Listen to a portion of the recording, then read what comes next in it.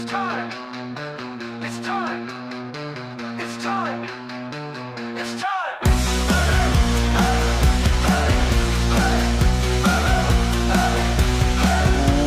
What's going on, guys? It is your boy, PTP Tega, back once again with another great podcast. And today, this is my second time doing this podcast to be exact, but that's okay. Hopefully this one will actually export. I'm doing this, as always, from my phone, from the car, before I go into work. So you might hear little imperfections in the audio, such as cars driving by, or right now my AC running, because it is insanely hot outside. But what's going on, guys? UFC 317. Got the mayhem in Vegas. Violence in Vegas, if you will. You got your boy Charles Oliveira versus the young GOAT, as everybody is saying, Ilia Topuria. And boy, oh boy, are we excited. It's a clash of styles. You got Charles Dubronx Oliveira, the submission wizard. He has the most finishes in UFC history, and he's taking on Ilia El Matador Topuria, featherweight sensation, and he's known for knocking people out with his terrifying power. It's the classic striker versus grappler match with huge stakes. Essentially a number one contenders fight. Whoever wins is more than likely going to get a championship opportunity. Now, can Topuria take him? I don't know. I mean, if you think about it, Ilia Topuria's had a crazy rise to stardom. He's arguably going to be one of the next big things. I've heard a lot of people who are excited about him. You know, he's moving up in weight class after he dominated at featherweight.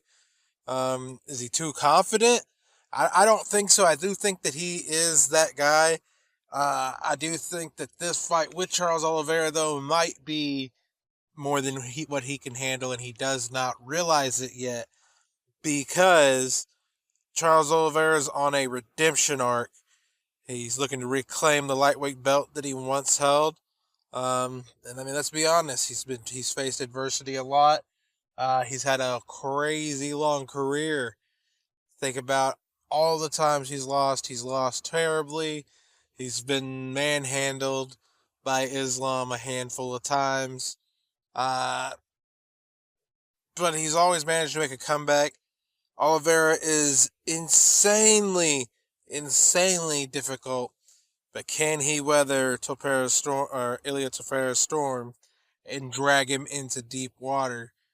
I think, personally, on my side, I think that he will, in fact, drag Ilia Topuria down, and Ilia will not be able to strike. But once again, Ilia Topuria is an amazing fighter, so he might just knock Charles Oliveira out. Now, why you should care? This fight has all of the ingredients for a wild finish. This is going to be one of the best fights in the UFC this year. Definitely going to be a finish, whether it be a chokeout or someone getting put to sleep via knockout. This is going to be a highlight reel knockout for sure, or it's submission. You don't want to miss it. You don't want to blink. That it's coming up, I believe, Saturday. The co-main event is Alexandre, I don't know how you say his name, Alexander Pantoja versus Kai Kara-France. And they're running it back. That's right. They're going to run it back. Alexander Pantoja defends his flyweight title against Kai Kara-France in a highly anticipated rematch. They fought once before and Pantoja won, but both fighters have evolved a lot since then. Once again, this goes back into the classic grappler versus striker, but this is part two. Pantoja's grappling is in fact elite, while Kai Kara-France is known for his explosive striking. Who's going to be able to impose their will? I have no idea on this one. This is going to be a crazy fight, especially since the flyweight division does not get a lot of recognition for its great fighters. They get overlooked oftentimes. But these guys are going to be bringing consistent action. It's going to be a fast-paced, high-level technical battle. Don't blink because you might miss something. These guys are going to be moving very quickly, very, very, very strategically. Do not want to miss this at all. Now, in case you've been under a rock or maybe you've missed the news somehow, perhaps you're a casual, perhaps you just been busy, don't listen to a lot of MMA stuff. Maybe I'm your only MMA source, which would be awesome. However, breaking news coming out this week: Jon Jones has retired. That is correct. Jon Jones has retired. What does that mean for the division? Well, first off, let's look at it this way. It's the end of an era. Jon Jones is considered by many, many, to be the greatest of all time. But now he's officially retired from the UFC. This has sent news to the UFC world. Everybody is kind of shocked, really. They did not expect this. You know that he was waiting, or at least I wouldn't say he himself, but we were awaiting the announcement of Jon Jones versus the interim heavyweight champion, Tom Aspinall. Well, that's it, boys. Tom Aspinall is the undisputed heavyweight champion. With Jon Jones stepping away from the UFC, the interim champion Tom Aspinall has now been elevated to undisputed heavyweight champion. So he is now the man. There's no longer no interim thing hanging around his name. That was a crazy yawn. Sorry, guys. He is the undisputed champion now. So that's awesome. Congrats to Tom Aspinall. Unfortunately for us, we will never get to see Tom Aspinall versus Jon Jones. There's a lot of history behind that. I guess Tom Aspinall or Jon Jones was asking for a large amount of money to fight Tom. At first, they say from my sources that I've watched different podcasts and different news sources, they say that he did the same when it came to fighting Francis, and they didn't pay him the money, and Francis went somewhere else. He was essentially doing the same with Tom, asking for a lot of money, and apparently this time they gave him the money, and 2 days later he said he did want to fight, and we've been holding on to this news ever since, apparently.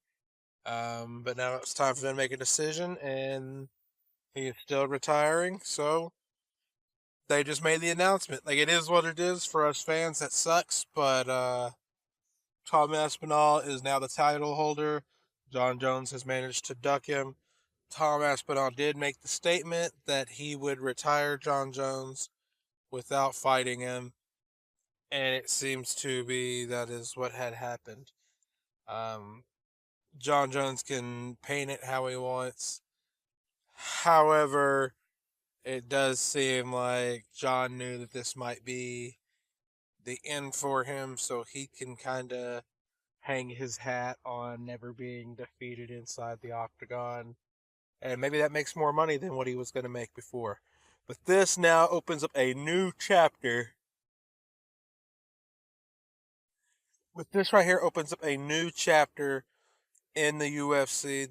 This retirement makes a significant shift in the UFC landscape.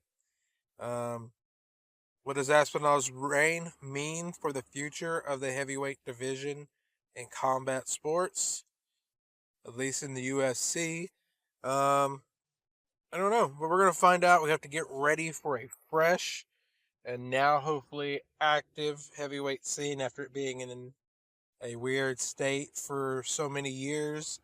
Really, it seems like the only person that Aspinall has to fight is Cyril Gane, who he's probably going to kill Cyril, but it is what it is.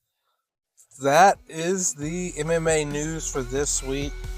I appreciate you guys checking me out. Hopefully the audio's decent. And thank you guys for checking me out. Enjoy. Have a great week. And I will get back to you guys next week. Later.